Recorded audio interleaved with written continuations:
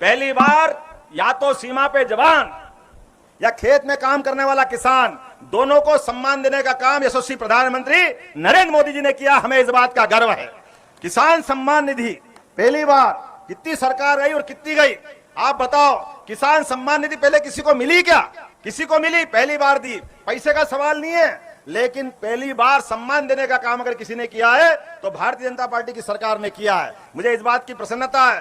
बहन बेटी के लिए पैदा होते ही 21,000 का पहले ही पैदा होने के साथ उसके बैंक में खाते में जमा करके बेटी की इज्जत बढ़ाने का काम। लाडली बेटी योजना, कितने प्रकार की योजना गिनाऊं, लंबी बात कह दूंगा कहने को जाऊंगा तो, लेकिन आज तो समय इस बात का है कि कम समय में कम शब्दों में अपनी बात करूं। लेकिन मुझे इस बात के लिए बताया गया है कि इसी हरियाणा की धरती पर जब भी कांग्रेस और उसके विरोधी लोग आए, इसके कारण से या लूटो खसोटो मर जाए जो करो, आपस में लड़ाओ और उनका लाभ उठाओ। इसलिए वो और उनके नेता, ये जो जिनके साथ राजीनामा करके सामने आए, ये पूरे देश में भी लज्जित करते हैं, वो देश के बाहर भी लज्जित करते हैं। आप अंदाज लगा लो इस बात का कि इनकी सरकार बनी तो कुछ उल्लेखनीय काम तो करके बताते। इस बात का हमको आनंद होना चाहिए। वीरों की धरती पे जवाबदारी से बोलना चाहूंगा, जब कांग्रेस की सरकार थी तो सीमा पर पाकिस्तान के लोग आते थे, हमारे सैनिकों के सर काट के ले जाते थे। दुर्भाग्य से वो फुटबॉल खेलते, फुटबॉल। अरे हमारे बच्चों को हम पाल पोस के बड़ा करते हैं, इस देश की सरकार के भरोसे से सेना में भर्ती करते हैं, लेकिन अपमान कराने के लिए बड़े दुर्भाग्य के साथ कहना पड़ रहा है, कांग्रेस के लोग पाकिस्तान से बदला नहीं लेते थे। ये यशस्वी प्रधानमंत्री नरेंद्र मोदी जी का जमाना है। अब करके देखे कोई, एक बार नहीं 2-2 बार पाकिस्तान के घर में घुस के उसकी अकल ठिकाने का काम किसी ने किया है तो माननीय नरेंद्र मोदी जी की सरकार ने किया है। यह सरकार चाहिए और इस पार्टी के हम गर्व के साथ कह सकते हैं हम उसके सिपाही हैं। आप बताओ, ये हमारे अपने बीच में बैठा हूं, 4-4 यादव बंधुओं को मंत्री बना करके पहली बार अगर मौका किसी ने दिया है तो उनका नाम नरेंद्र मोदी जी। जोरदार अभिनंदन करो नरेंद्र मोदी जी का। राव इंद्रजीत सिंह, भूपेंद्र यादव जी, नित्यानंद राय जी, अन्नपूर्णा देवी जी, और मुझे भी मध्य प्रदेश जैसे बड़े राज्य का अगर काम दिया है तो अपने गोपाल कृष्ण भगवान की उनके आशीर्वाद के कारण मिला है। यह आज का हमारा अपनी पार्टी का चरित्र है।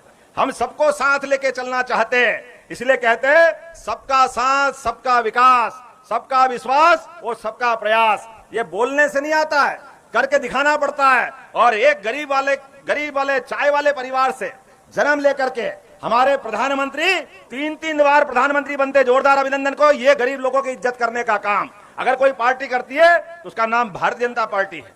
गरीब किसान के परिवार से अगर मुख्यमंत्री बनाती है तो मुझे गर्व है, मेरे जैसे व्यक्ति को मुख्यमंत्री बना करके पार्टी ने लोकतंत्र का मान बढ़ाया, सम्मान बढ़ाया। हरि के नाम पर भगवान कृष्ण के 1000 नाम है, उसमें हरि भी एक नाम है। तो एक गीत की पंक्ति है, उस पंक्ति का भावार्थ है, जिसके मुख पर मुरली अधर धरी, जब बोलो तब हरि हरि। ये हरि के नाम का हरियाणा, भगवान कृष्ण के नाम पर ये जिस राज्य को जाना जाता है। और परमात्मा की दया से यहाँ के लोग भी, मैं अभी अहिर रेजिमेंट का ज्ञापन पढ़ रहा था, आपने बहुत सारी अच्छी बातें उसमें कही है, लेकिन महत्व की बात, तैमूर लंग आया 1398 में, पूरे देश पे चढ़ाया था, कोई ने रोका पर रुका नहीं है, रुका अहिरवाल के लोगों से। मुझे इस बात का गर्व है, इस बात का आनंद है। और क्या तैमूर लंग, क्या सुल्तान, क्या पठान, क्या मुगल, क्या अंग्रेज, कोई भी आए, कोई भी जाए, दीवार की तरह अपने प्राणों को हथेली पे रख करके देश की आन बान शान के लिए बलिदान देने के लिए कोई तैयार है तो हमारे अहिरवाल पट्टी के लोग तैयार है। पूरे देश को आप पे गर्व है और ये गर्व होना भी चाहिए। ये देश की पहचान भगवान श्री राम से, बोलो प्रभु रामचंद्र जी महाराज की। हम भगवान राम को याद करें, भगवान गोपाल कृष्ण भगवान की।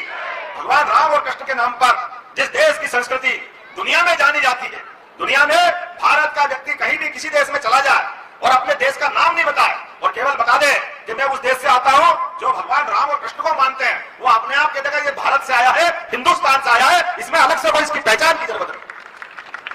कारण उसका स्पष्ट है, हमारी सबकी संस्कृति। भारत ने कभी किसी देश पे कब्जा नहीं किया, भारत ने कभी से देख रहे हैं, एक तरफ वो नादान कांग्रेस का नेता जो देश को जगह जगह अपमानित करता दिखाई देता है, ये उनका चरित्र है। और हद तो तब हो जाती है, दुख इस बात का होता है, उनके परिवार से तो कोई सेना में गया नहीं, लेकिन इस हरियाणा के लोगों से पूछो जो अपने खेतों में फसल तो उगाते हैं, लेकिन अपने घर में भी ऐसे ही वीर योद्धाओं को जन्म देते जो देश की सीमा पे दुश्मन के सामने चट्टान बन के इस देश के लोगों की रक्षा करते हैं, अपने प्राणों को हंसते हंसते फूल की तरह समर्पित कर देते हैं। लेकिन ये नादान कांग्रेस और उनके नेता जब देश में शहादत होती है, हमारे देश के सैनिक दुश्मनों के घर में मार के आते हैं, तो ये बेईमान बेशर्मी से कहते हैं कहां मारा, किसको मारा, हमने तो देखा ही नहीं, ये हमारे सैनिकों का अपमान करते हैं। अरे बड़े मर्द वाले हो तो जाके तुम भी उनके साथ बैठ जाते तो मालूम पड़ जाता कि तुम्हारे सामने क्या हुआ है। ये शर्म आने की बात है इनके लिए। हमारे देश के सैनिक अपने पुरुषार्थ पराक्रम से वीरता के कीर्तिमान बनाते हैं, वो सर्जिकल स्ट्राइक करते हैं, एयर स्ट्राइक करते हैं, और ये कहते हैं कहां मारा, प्रमाण क्या है, मारा भी क्या नहीं मारा। अरे आज पाकिस्तान की बोलती अगर बंद है तो उसमें सबसे बड़ा योगदान नरेंद्र मोदी जी का है। हमें इस बात का गर्व है।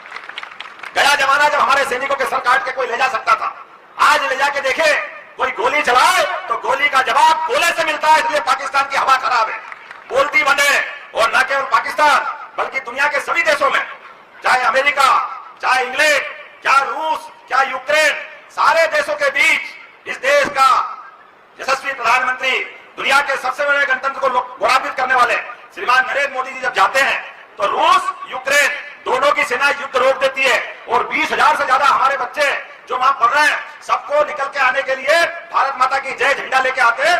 कोई सेना गोली नहीं चलाती है। ये देश की धाक और हमारी साख, हमारे उस धाक और साख का तो फर्क ये पड़ा कि उस आने वाले और भारत माता की जय करने वाले भारत के तो आए, पीछे पीछे बांग्लादेश वाले भी और पीछे से छिपके पाकिस्तान